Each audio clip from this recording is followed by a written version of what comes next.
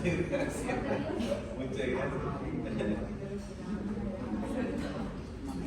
Ya. Chicos, por favor, atención. Primero que todo, bueno, estar dando súper perdidos que primero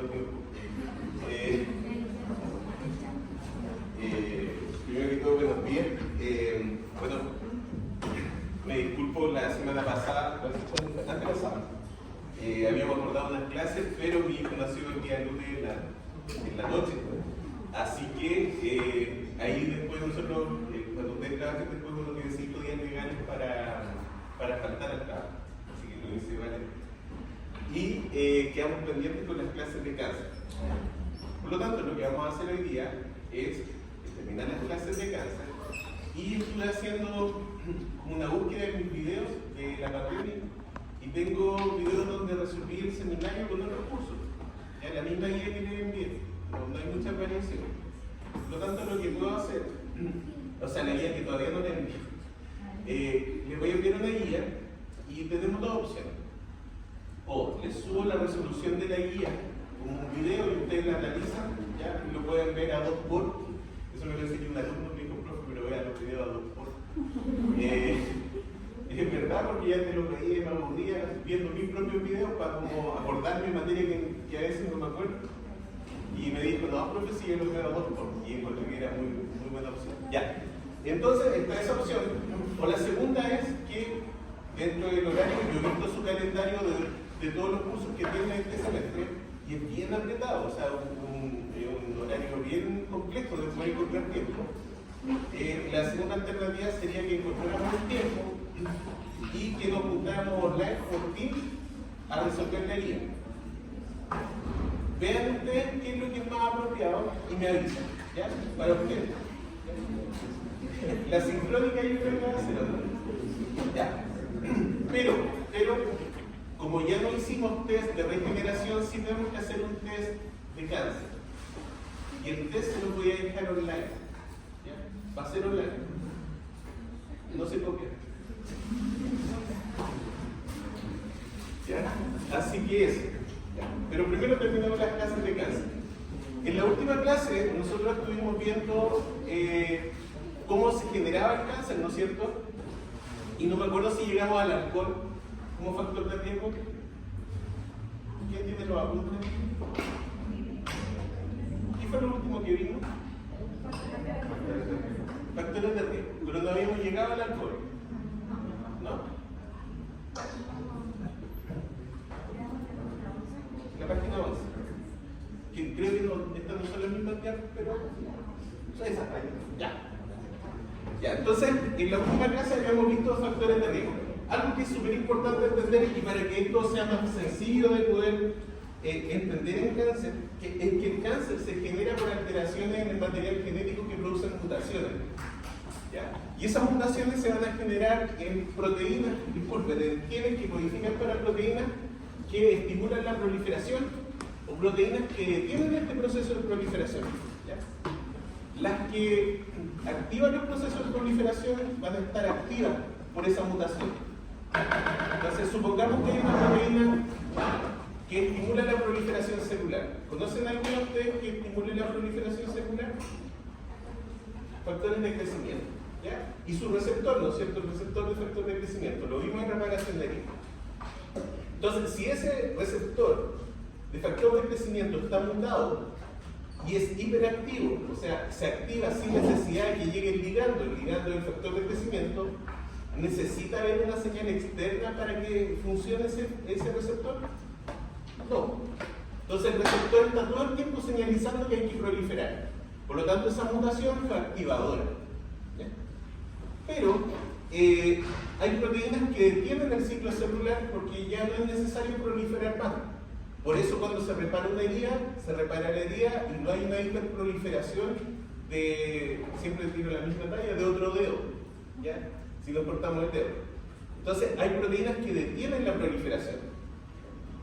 Esas proteínas que detienen la proliferación, las mutaciones que ocurren en cáncer, son mutaciones que hacen que esa proteína no funcione. Entonces ya no está esa señal que detiene la proliferación. Por lo tanto tenemos estos dos casos. Proteínas que están hiperactivadas, que estimulan la proliferación, y las que detienen la proliferación no están funcionando. Eso es lo que está ocurriendo en cáncer.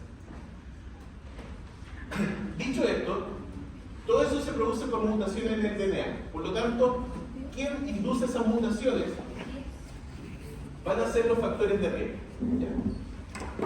Y en este caso, tenemos factores de riesgo que son modificables, que son factores a los cuales nosotros nos exponemos, ya sea de forma voluntaria e involuntaria, pero que podríamos dejar de estar expuestos a ellos.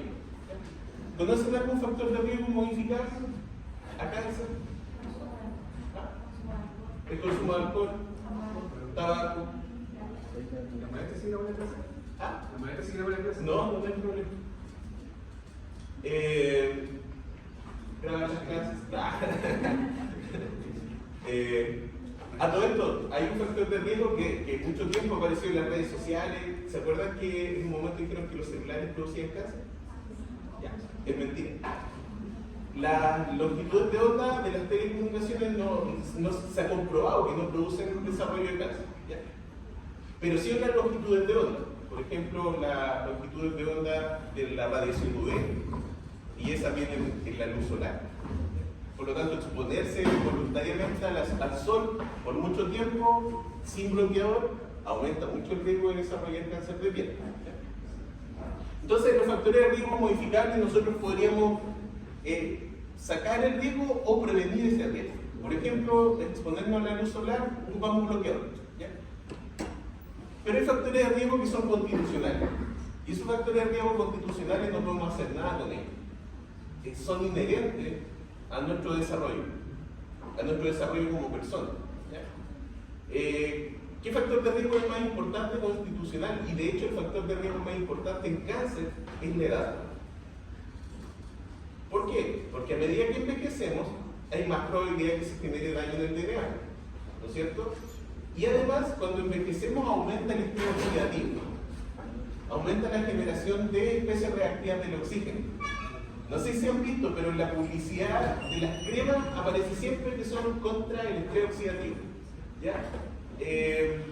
Por lo tanto, ese es el foco. Está asociado porque generalmente entonces a medida que envejecemos se genera un aumento del estrés oxidativo. Y ese estrés oxidativo, esa especie reactiva del oxígeno, puede dañar el DNA. De hecho, yo les contaba en la clase pasada que la mayor cantidad de personas que desarrollan cáncer son sobre los 55 años. Un 89% de la población sobre 55 años es la que desarrolla cáncer. Es el porcentaje más alto. Por debajo de eso, por debajo de los 55 hasta los 25 es un 10%. Y solo un 1% desarrolla cáncer debajo de los 24 años. Y acá también tenemos un grupo de factores de riesgo que se llaman factores de riesgo hereditarios. Pero bien dijimos en la última clase del cáncer que el cáncer no es heredable, porque se producen células somáticas. ¿Ya? Por lo tanto, el cáncer es imposible que se herede, porque se producen células somáticas que no tienen capacidad de heredar nada. Pero sí se puede heredar el riesgo. ¿Y cómo se hereda el riesgo de desarrollar cáncer? Porque uno podría heredar factores, uno podría heredar supresores tumorales, de estas proteínas que detienen el ciclo celular o proteínas que ayudan a reparar el DNA, que estuviesen mutadas. Por lo tanto, al heredar las mutadas, tengo menos probabilidad de reparar los daños que pueda sufrir en la vida. Entonces tengo más probabilidad de desarrollar cáncer. ¿Se entiende la idea? Este factor de riesgo lo tendría que haber mostrado antes de irnos de vacaciones. Lo que vamos a ver ahora son los factores de riesgo más importantes para algunos tipos de cáncer que tienen relevancia en su quehacer profesional. ¿Ya? Vamos a ver factores de riesgo como el alcohol y el tabaco. Y el virus papiloma humano. Bueno, estos factores de riesgo, ya sean constitucionales o factores de riesgo modificables, lo que van a generar es una mutación en el material genético. Entonces, esta mutación lo que va a alterar es algún nucleótido en la secuencia de DNA, y ustedes saben que en la secuencia de DNA codifican para un ARN mensajero. Ese ARN mensajero tiene el código para que se traduzca en una proteína. El mensajero por el ribosoma, ¿cómo es leído? ¿Cómo se identifica el código? Exacto. Por los 3 nucleótidos que dan para un aminoácido, ¿no es cierto? O sea, hay un triplete que se reconoce para que haya un aminoácido. Y eso es un código. Por lo tanto, por ejemplo, si una mutación hace que uno de esos nucleótidos, supongamos ese nucleótido era una guanina, ¿no es cierto? Pero ahora la mutación hizo que ahora cambiara a adenina. Este triplete ya no es el mismo código. Entonces la mutación hizo que finalmente ahora la proteína tenga un aminoácido que no corresponde. ¿Se entiende la idea del por qué? Por lo tanto, esto podría llevar a la falla en la función de esa proteína. Puede pasar también que se inserte por la mutación un nuevo nucleótido. ¿Ya? Se fijan que acá el código era CTT, pero se insertó un nucleótido extra. Se insertó, por ejemplo, una citosina. Entonces, el CTT ya no es el triplete, porque el triplete empezaba acá, era AAA, ¿no es cierto? ATG, después C, era CTT, ¿no es cierto? Pero ahora se insertó un nucleótido y quedó como CCT. Ya no es el mismo triplete y por lo tanto da para otro aminoácido. Pero como se corrió el marco de lectura, ahora todo el resto que está hacia adelante cambia el marco de lectura. Por lo tanto, toda la proteína de ahí en adelante es distinta. ¿Se entiende el por qué? Le agregamos uno y corrimos todo el marco de lectura. Y eso es un error garrafal para poder expresar una proteína funcional. Pues desde ahí en adelante va a ser la proteína totalmente distinta a lo que tenía que ser. Y eso puede hacer que la proteína o funcione mal o funcione hiperactiva. Y están las inserciones, esa era una inserción, están las deleciones. Y las deleciones funcionan igual. La mutación hace que se pierda un nucleótido y donde se perdió un nucleótido, todos los tripletes de ahí en adelante se leen mal. Se corre el marco de lectura y por lo tanto también tenemos una proteína disfuncional que ya no es la misma proteína desde ahí en adelante. ¿Ya? Eso hacen los factores de riesgo dañando el DNA. Esto, si uno lo muestra así, dice, ya puntualmente una mutación en el DNA, no importa, ¿no es cierto?, tanto, porque es una célula, pero esa célula se divide. Y si esa mutación que se generó aquí no se repara, cuando la célula se divida en la fase S, ahora vamos a tener 2 células con la misma mutación.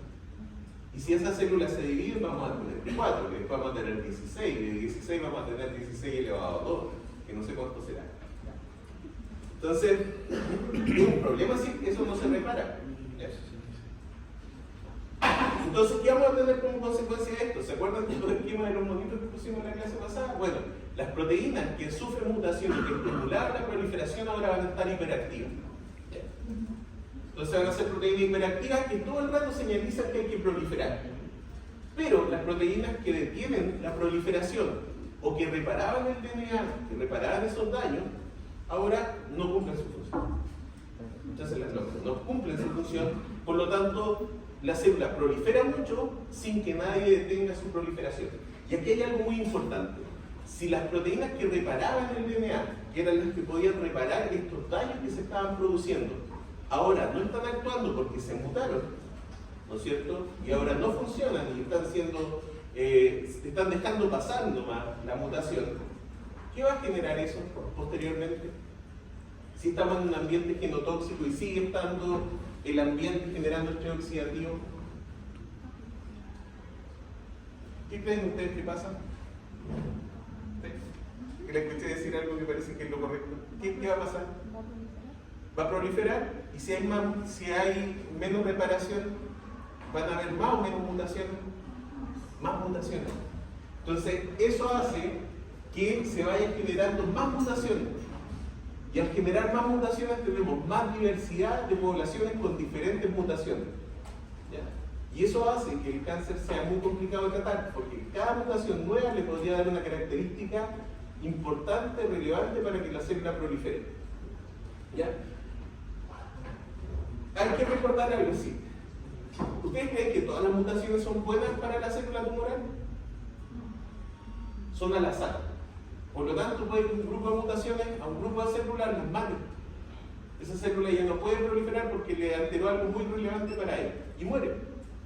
Pero hay muchas más células que están sufriendo otras mutaciones y quizás muera el 99%, pero una de ellas adquiere mutaciones que son muy importantes para que prolifere. ¿Qué vamos a ver finalmente en la clínica? Que las células que lograron tener mutaciones que hagan que la célula prolifere y sobreviva son las que vamos a ver en la masa tumoral. ¿Ya? No sé si me explico con eso. Porque da a parecer, cuando uno ve cáncer, da la impresión de que la célula cancerígena es súper inteligente y que la hace toda. Y no es eso, sino que hay una selección natural de la más fuerte y la que tiene las mutaciones apropiadas para seguir proliferando. ¿Ya? Y esa es la que tiene todas estas alteraciones. Bueno, aquí está el concepto. El cáncer es monoclonal, se origina en una sola célula. Luego, esa célula adquiere nuevas mutaciones porque se mutaron los genes de reparación del DNA, ¿no es cierto?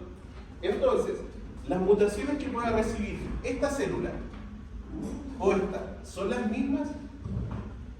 ¿Sí o no? ¿Podrían recibir las mismas mutaciones? O sea, las dos tienen las mismas mutaciones que tenía esta de acá, ¿no es cierto? Pero estas, si el ambiente sigue siendo genotóxico, ¿van a recibir las mismas mutaciones? No, porque son mutaciones que son al azar. Tendría que ser mucha la suerte que esta reciba las mismas mutaciones que esta de acá. Por lo tanto, lo que vamos a tener después es que esta célula recibió un par de mutaciones distintas a las de este grupo. ¿Ya? Y así sucesivamente. Pero mi pregunta ahora es, si ahora tenemos un tumor que era originado de una sola célula, ¿ese tumor es homogéneo o heterogéneo en sus poblaciones celulares? Heterogéneo. Y esto es clave, y anótenlo así en gigante, la heterogeneidad del cáncer es el problema más grande en el tratamiento del mismo. ¿Por qué? Porque si yo ahora les digo, saquen una hoja y les hago un test de reparación celular, ¿cómo creen que les va a ir? Ya más o menos, no digan más, sean positivos. Empezó la primavera, sean positivos, ya, les va a ir más o menos. ¿Ya? Pero que fuera individual. ¿Qué pasa si yo les digo, hagan unos 4 grupos y respondan el test? ¿Cómo les va a ir respecto a lo inicial que era individual? Mejor, ¿no es cierto? Porque entre varios, algunos tendrán una capacidad distinta, alguien se acuerda de una cosa, alguien se acuerda de otro, ¿ya? Bueno, si yo ahora al tumor que es heterogéneo, ¿ya? Que tiene diversas capacidades porque tiene diferentes mutaciones, ¿no es cierto? Cada grupo de células tiene una capacidad distinta. Todas proliferan alto, pero todas tienen capacidades distintas. Si yo a este tumor lo enfrento a una terapia, ¿creen que puede haber un grupo de estas células que pueda sobrevivir a ella? Sí. Y ese es el problema del cáncer. Que puede que matemos a la gran mayoría y que quede esta célula viva. Pero si queda esa célula viva en 5 años más, el tumor va a crecer de nuevo. Y esto se pone más complicado porque este es un tumor primario, ¿no es cierto? El ejemplo. Pero los tumores empiezan a migrar. Entonces empiezan a salir del lugar inicial, migran localmente y después hacen metástasis. Entonces, cada metástasis es un grupo nuevo de células tumorales, heterogéneo también. Entonces tendríamos que multiplicar cada metástasis por su heterogeneidad, más el tumor primario, tenemos un grupo gigante de células heterogéneas tumorales que hay que tratar. En estadio metastásico es casi imposible tener una terapia que permita que todas las células tumorales mueran. De alguna u otra manera van a ir generando resistencia. Es por eso que el cáncer, cuando estamos en estadios iniciales, que es estadio clínico patológico 1 o 2, es cáncer localizado, aquí hay intención curativa. Y el gol estándar para ese tipo de cáncer es la cirugía. Se extirpa el tumor, pero como no invadió localmente, no hay células que hayan salido. Porque lo que hacemos entonces es remover la masa tumoral y dar terapia adyuvante, que es una terapia complementaria a la terapia principal, que en este caso sería remover el tumor. Pero si tenemos un tumor que ya invadió localmente, no hay posibilidades de que ese cáncer tenga una intención curativa. ¿Por qué? Porque las células que invadieron no sabemos dónde están, no son visualmente encontrables. Y segundo, cuando está metastásico, aquí tampoco hay probabilidad de intención curativa. Lo que hay en este punto es una intención paliativa. ¿Quién me puede decir qué entienden ustedes por paliativo?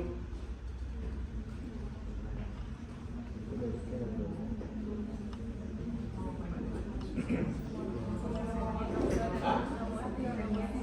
¿Y lo detiene? ¿Ya? Pero ¿no le suena más como a tratamiento del dolor, del manejo del proceso del dolor asociado al cáncer? ¿No? En general eso es lo que suena, ¿ya? Pero es paliativo en el sentido de que lo que se hace es un tratamiento que prolongue por lo más posible la vida del paciente, con una calidad de vida que sea apropiada. ¿Ya? Pero lamentablemente en estos estadios 3, 4, en el estadio 4 especialmente, el paciente lo más probable es que fallezca por el cáncer. ¿Ya? Pero se intenta prolongar la vida del paciente lo más que se pueda. Pero no hay una intención de poder sacar el cáncer, extirpar el cáncer o ganárselo al cáncer, entre comillas, ¿no es cierto? Porque la heterogeneidad que existe limita eso. Hay algo que hay que tener cuidado, y esto ustedes, los que se dediquen después a patología, que también puede pasar, puede que un cáncer sea localizado, ¿ya? Pero que lamentablemente la alternativa de la cirugía no esté presente. ¿Por qué? Porque compromete raíces vasculares importantes que están rodeando al tumor. Y lamentablemente ese tumor, que era un tumor, por ejemplo, que tenía una proyección de ser curativo, ahora no lo tiene, porque está afectando raíces vasculares importantes. ¿Ya? Entonces, no todo es, en el cáncer localizado, no todo es extirpable. Se tiene que valorar eso por el equipo de cirujanos oncólogos. De hecho, un grupo multidisciplinario que analiza eso. Ya. Dicho esto, ahora vamos a ver cuáles son los factores de riesgo que promueven el desarrollo de cáncer. ¿Conocen esta molécula? El alcohol. Muy bien. Esto estuvo mucho en cada vaso para decir, ¿no es cierto? Vamos a ver por qué el alcohol es un factor de riesgo importante, especialmente para cáncer de cuello y cabeza, y también hepático. Ustedes pueden ver acá que el alcohol es un factor importante de riesgo para cáncer de cuello y cabeza, ¿no es cierto? Cáncer oral, orofaringio, especialmente. Y los riesgos van disminuyendo a medida que nos vamos alejando de la boca. ¿Ya? Entonces, en cáncer colorectal, por ejemplo, no tiene tanto importancia el alcohol. ¿Ya?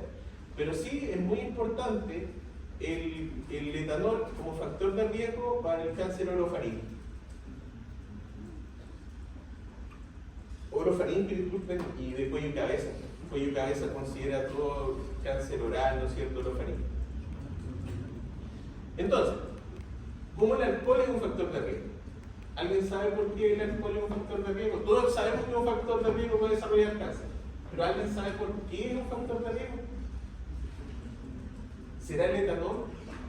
¿Será otra molécula? Por ahí va. Se degrada a un metabolito que se llama acetaldehído. Acá. Entonces el alcohol es tóxico, ¿ya?, para las membranas celulares. Cuando hay alcohol en la membrana celular, tiende a haber rigidez de la membrana y eso hace que la célula no opere de la forma apropiada. Entonces, rápidamente, nuestro sistema lo que hace es que a través de una enzima que se llama alcohol deshidrogenasa, genera acetaldehído. ¿ya? Y el acetaldehído es el culpable de una intoxicación que uno sufre cuando toma mucho alcohol, que es la caña. Entonces, cuando tengan caña, no le echen la culpa al alcohol, échenle la culpa al acetaldehído. ¿Ya? Es tóxica esta molécula. ¿Ya? Es tan tóxica que rápidamente en la mitocondria hay una enzima que se llama aldehído de deshidrogenasa que rápidamente transforma el acetaldehído en ácido acético. ¿Ya? Pero ¿qué pasa? Que esta enzima se puede saturar. Por lo tanto, si consumimos mucho alcohol, aumenta el acetaldehído y eso produce la resaca. ¿Ya? Hay poblaciones y hay personas que son poco tolerantes al alcohol. No sé si hay alguien aquí que toma un poquitito y le duele la cabeza y le da resaca, así, pero impresionante. ¿Ya? Las poblaciones asiáticas tienen una alteración en la expresión de esta enzima y producen mucha resaca muy rápido. Un grupo de la población que está escrito, eso está en los libros. ¿Ya? Pero hay gente que es intolerante a tomar mucho porque le duele la cabeza al tiro, rápidamente. ¿Ya? Y es porque tienen esta enzima alterada. No es que no le funcione, pero funciona menos que la normal. ¿Ya? Tiene una isoforma. ¿Ya? ¿Pero qué tiene que ver la resaca y todo esto con el cáncer? Esta molécula, el acetaldehído, se une al DNA. Se une al DNA covalentemente y produce mutaciones en el DNA. Entonces las personas que tienen, por ejemplo, alcoholismo, producen mucho acetaldehído. ¿Ya? Y ese acetaldehído va a ir a unirse al DNA, va a producir algo que se llama adducto en el DNA y también estrés oxidativo. Y eso daña el DNA, produce mutaciones y con ello aumenta el riesgo de desarrollar cáncer. Es sencillo el mecanismo. Algo como para que lo tengan presente, el tratamiento del alcoholismo se basa en esta molécula, en el acetaldehído. Se ocupa disulfuran, se llama el fármaco. Y el disulfuran lo que produce es un aldehído más tóxico que es sulfaldehído. ¿Ya? Y que cuando esa persona toma el disulfuran, el fármaco, produce un acetaldehído modificado que es mucho más tóxico que el acetaldehído propiamente tal. Por lo tanto, esa persona que está en el tratamiento de alcoholismo sufre unas resacas como dolores de cabeza, vómito y todo eso, exageradísimo. No sé, 20 veces más fuerte que una resaca normal. Por lo tanto, después tiende a tener menos ganas de querer tomar. Y se administran pellets. No sé si han escuchado eso, que hablan de cuando una persona lo trata de alcoholismo, le inyectan un pellet. Le inyectan un pellet para que el fármaco sea liberado de forma prolongada y que no haya opción de que esa persona no se tome el fármaco. No sé si me explico, porque si están tratando alcoholismo, no pueden pedirle a la persona que tuvo tremenda resaca y se tome el fármaco para de nuevo tener la media resaca. No sé si me explico. Lo más probable es que no se la tome. Entonces, para que eso no ocurra, se inyecta un pellet.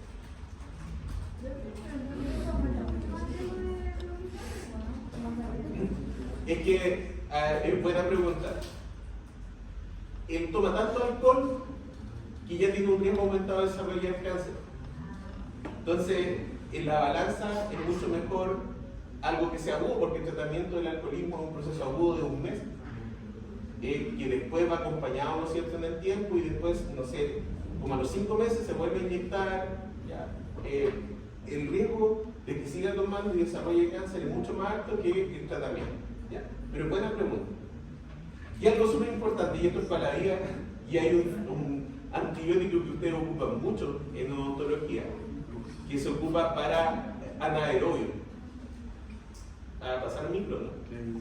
¿Cómo se llama? Un antibiótico para anaerobio.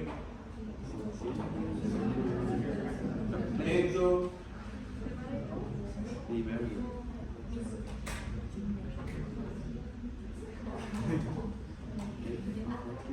Es un macrolio, me parece mucho.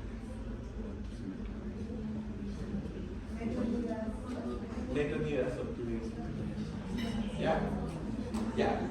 Ese grupo de fármacos, cuando se combinan con alcohol, producen también una sulfa aldehido. Muy parecido a los del tratamiento del cáncer. Entonces van a dar exacto, horrible. Así que no mezclen nunca ese antibiótico con algo. O sea, si quieren mezclenlo, pero se van a dar un dolor de cabeza. ¿Ya? Eso. La luz solar. Hacemos algo ya. Y ustedes dirán, ¿qué tiene que ver la luz solar con cáncer asociado a su quehacer profesional, ¿no es cierto? Bueno, sí, produce mucho cáncer de piel, pero sí produce mucho cáncer en la cavidad oral, especialmente en la boca. ¿Ya? ¿Cómo la luz solar promueve el desarrollo de cáncer? La radiación UVB, UVA, lo que hace es que en el DNA produce algo que se llama dímeros de pirimidina, ¿ya? O de pirimidina. Los dímeros de pirimidina son que se fusionan, supongamos esta secuencia que es ATT, entonces en las dos timinas, cuando se exponen mucho tiempo a la luz solar y a la radiación UV, esas timinas se fusionan. ¿Ya? Y eso se llama dímero de pirimidina o dímero de timina. ¿Qué pasa con esa fusión? Que cuando la maquinaria de replicación viene a replicar, y ustedes saben que cuando se replica el DNA se ocupa como molde una de las dos hebras, cuando las timinas están fusionadas, la maquinaria dice, no, aquí hay una sola timina, no hay dos. Y ahora, ¿qué generamos? Una delesión. Y cuando hay delesión, hay cambio en el marco electrónico. Por lo tanto, eso produce una mutación. ¿Ya? ¿Se entiende la idea? ¿Sí? ¿Ya? ¿No? No vea.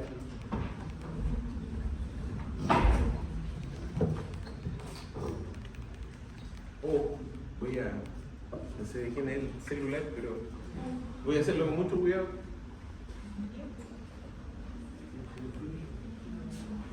Ya. Miren, esta es una secuencia de DNA, ¿ya? Inventada. Entonces, ¿su complementaria cuál es? T, A, C, G. Ya. Muy bien. Entonces, ¿qué hace la luz solar? Ya. Supongamos que aquí está el sol. Un huevo frito. Mi hijo dijo primero que yo. Ya. La luz solar, con la radiación UV, UVA, UVB, lo que hace es que fusiona estas dos timinas, la radiación. ¿Ya? Quedan fusionadas. Entonces, viene la maquinaria de replicación y ocupa esta hebra como molde y esta de acá como molde, ¿no es cierto? Para poder generar dos hebras de DNA para las células hija. Entonces, ¿qué viene? Y hace la maquinaria de replicación en esta hebra, hace una replicación, y entonces aquí pone A, T, T, G, C, ¿no es cierto? Bien, esto quedó perfecto. Pero la otra, como esto se fusionó, viene la maquinaria de replicación y dice, ah, ya aquí tengo que poner una timina, y aquí hay algo raro, hay dos timinas, dice, no, parece que hay una, y pone A. Y después acá pone C, G.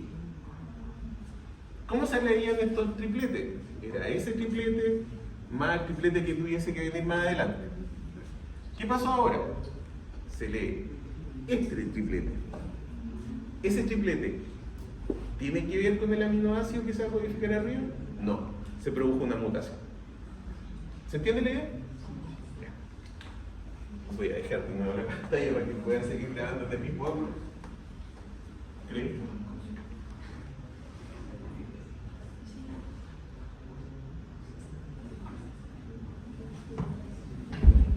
Esa ahora va a quedar mirando. ¿Sí?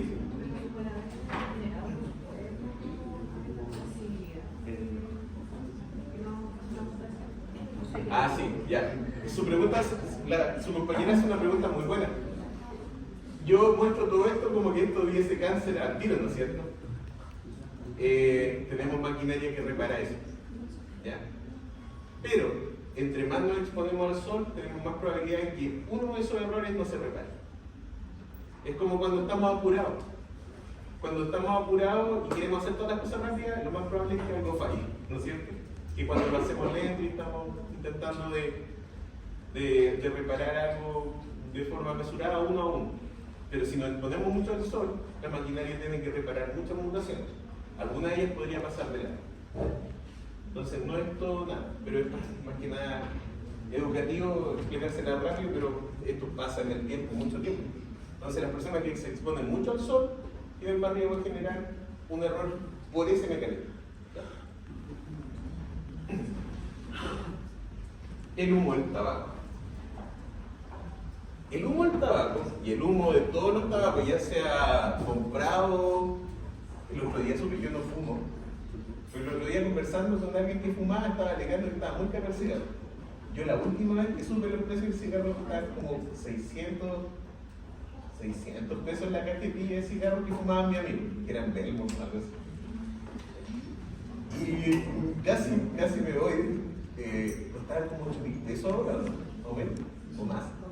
5.000. Pero había unos como Lucky, esos que eran como los más refinados en el tiempo que yo estaba estudiando, que estaban como 8.000 pesos.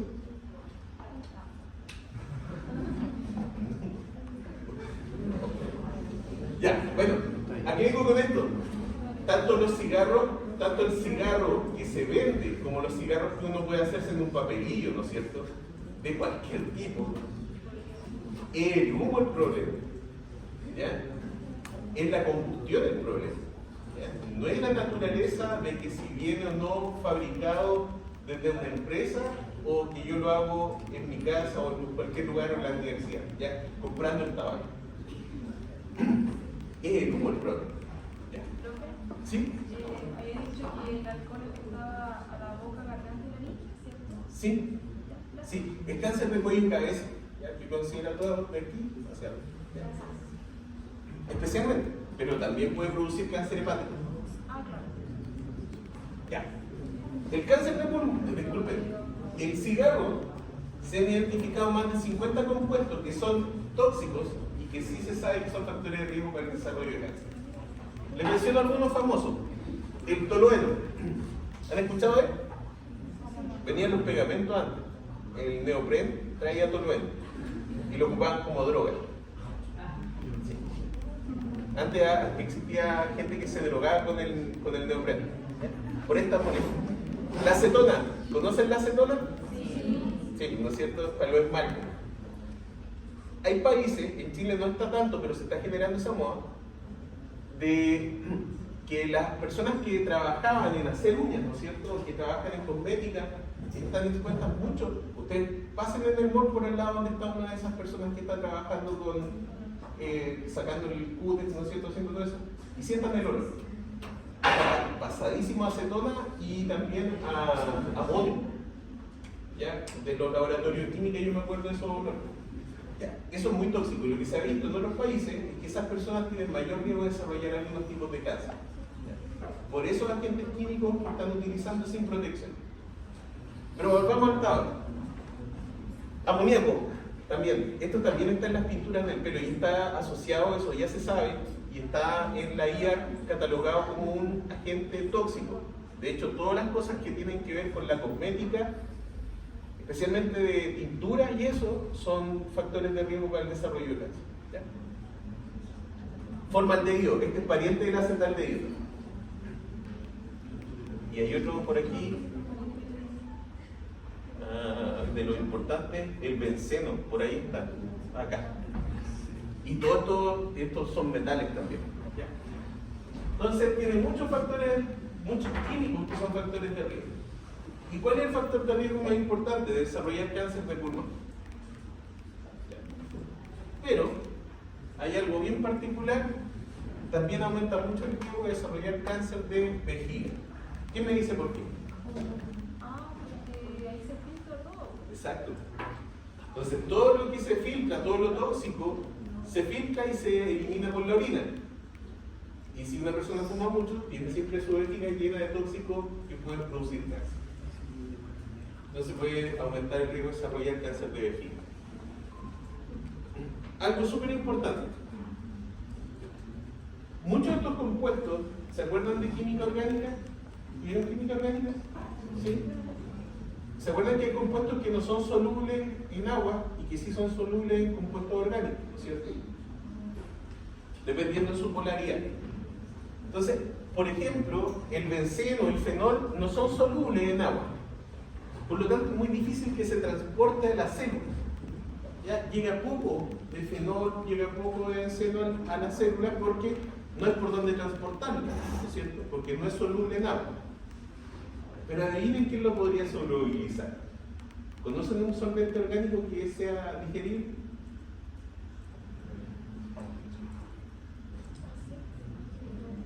El alcohol. El alcohol. ¿Qué sale esto? Que los riesgos de desarrollar cáncer por separado, supongamos que de 5 veces desarrollar cáncer oral con el alcohol y son 5 más con fumar. Cuando una persona fuma y toma como hábito, aumenta 30 veces más el riesgo que cada uno por separado. Y la razón está en que el alcohol ayuda a absorber componentes que son tóxicos que no se absorben normalmente. ¿Ya?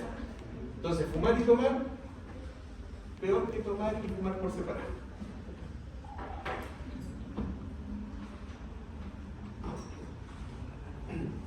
Ya. Hay otro factor de riesgo importante, especialmente en cáncer orofaríngeo, pero que no es tan relevante y no es tan causa, no genera tanta causa de desarrollo de cáncer orofaríngeo a nivel nacional. Pero sí podría presentarse casos en que el cáncer orofaríngeo sea de esta naturaleza, y es por infecciones con virus papiloma humano. ¿Ya? Los virus papiloma humanos son muchos virus, ¿ya? Hay como 100 serotipos, pero hay 2 serotipos que son muy importantes, que son el serotipo 16 y 18. Y ustedes, yo creo que han escuchado más de alguna vez que este virus es importante para un tipo de cáncer específico, que es el cáncer de cuello uterino, ¿cierto? Ya. En el cáncer de cuello uterino, este virus es muy importante. ¿Por qué? Porque cuando la célula se infecta, primero aclarar, este virus es muy importante para el cáncer cervicuterino, es donde más riesgo hay, pero también produce cáncer de ano, cáncer de vulva, cáncer de vagina, cáncer de pene y cáncer orofaríngeo. Esos son los cánceres que se pueden desarrollar por este virus. De hecho, no sé si les contesto, ¿no? Pero el vocalista de Iron Maiden, Bruce Dickinson, tuvo cáncer orofaríngeo por virus papiloma humano. Una noticia. Ya. ¿Por qué se desarrolla cáncer por este virus? Una posibilidad es que sea la inflamación crónica y que esa inflamación aumenta el estrés oxidativo y el estrés oxidativo nos lleva a desarrollar cáncer, ¿no es cierto? Sí, puede ser, pero hay un mecanismo molecular. La célula, supongamos que el cáncer orofaríngeo que nos convoca, ¿no es cierto?, que tiene más relación incluso que hacer profesión. ¿Qué va a pasar? El virus infecta la célula. ¿Y qué hace? Expresa 2 proteínas que se llaman E6 y E7. Acá están, E6 y E7. Y esas proteínas E6 y E7 secuestran a unas proteínas que se llaman supresoras tumorales. Son proteínas que detienen la proliferación celular y que incluso ayudan, como P53, a reparar el material genético. Entonces, secuestran a P53, secuestran a una proteína que se llama retinoblastoma, que también ayuda a detener el ciclo celular, y ahora esta célula que secuestró, ¿no es cierto?, que está infectada y secuestró a P53, que ayuda a detener el ciclo celular, hacer que la célula muera por apoptosis si es que tiene daño en su material genético, y además que ayuda a reparar el DNA, tiene inmovilizada la función de P53. ¿Ya? Volvamos a la infección. Estamos en un proceso infeccioso que haya estrés oxidativo. La célula que se infectó tiene capacidad de reparar las mutaciones que pueden ocurrir por el estrés oxidativo que está en ese ambiente. No. ¿Por qué no puede repararlo? Está secuestrado por P53. Por lo tanto, la infección del virus lo que hace es que aumente mucho la susceptibilidad de esa célula a generar mutaciones y que no se reparen. ¿Qué buscan los exámenes, por ejemplo, como el PAP? ¿No es cierto? Que van a ver, ya sea un raspado del cuello uterino, es ver si hay lesiones premalignas para intentar pesquisar una etapa previa antes que se desarrolle cáncer o detectar cáncer de forma temprana. Y en Chile eso ha tenido mucho éxito. De hecho, Chile tiene muy baja tasa de cáncer de cuello uterino comparado con los países de la región. Y segundo, ha generado algo que de verdad debería tenernos orgullosos. Generó un plan de vacunación. Entonces, vacuna ahora al portador sano, que es el hombre, y vacuna a la mujer, que es la que podría desarrollar el cáncer a edad temprana. Por lo tanto, se previene la infección por el virus. Y eso ha tenido buenos índices en Chile. Pero porque si supone que no se lo cortan, ¿por qué daría cáncer de pene? Solo en el... ¿Cómo? ¿Por qué daría cáncer de pene? Ah, no, el cáncer de pene tiene muy baja frecuencia por virus papiloma humano, ¿ya? Y depende del estado de ¿pasar en inmunología? Sí, pasa. Sí, de hecho, ahora me acordé que les tengo que dar un aviso de eso. Hay inmunosupresión, hay personas con inmunosupresión que no pueden levantar una buena respuesta inmunológica. Generalmente esas personas tienen más probabilidad de desarrollar cáncer, ¿ya? Si es que están infectadas. Por lo tanto, no todos los hombres desarrollan cáncer de pene, pero muchos de los hombres son portadores sanos. De algún lado tiene que venir el virus, y en general viene del hombre que es portador sano. Ya, descansemos unos 10 minutos. Les quiero dar un aviso de eso, ahora que me acordé de inmunología. Yanel me contó que no hicieron el seminario, ¿no es cierto? Sí, algo así me dijo. Y que lo que quería era que a través de la delegada, ¿no es cierto? O a través de ustedes pónganse de acuerdo en buscar algún horario para poder resolver ese seminario. Todavía tenemos tiempo porque